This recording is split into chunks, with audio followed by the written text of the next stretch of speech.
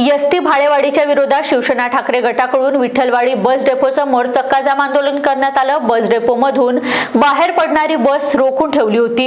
ST भाडेवाढीच्या विरोधात आंदोलन करणाऱ्या ठाकरे गटाच्या पदाधिकारी आणि कार्यकर्त्यांना कोळशेवाडी पोलिसांनी ताब्यात घेतलं।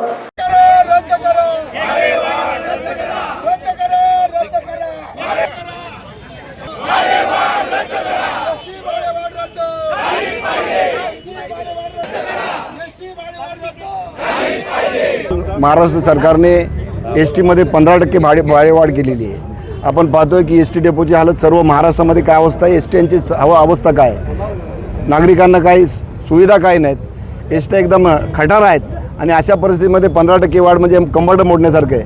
अगोदरच लोकांना महागाईचा आगडोंब एवढा उसळला की लोकांना सर्वसामान्य नागरिकांना जीवन जगणं असह्य झालेलं आहे आणि त्याच्यातच अशा प्रत्येक गोष्टीमध्ये वाढ आहे। एका बाजूने सरकारने 1500 रुपये लाडक्या बहिणींना दिले आणि भाडेवाढ करून किंवा इतर बाबतीमध्ये महागाई करून त्यांच्याकडून त्याच्या दाम तिपटीने वाढते। शिवसेना या महागाईच्या निषेधार्थ रस्त्यावर उतरलेली आहे।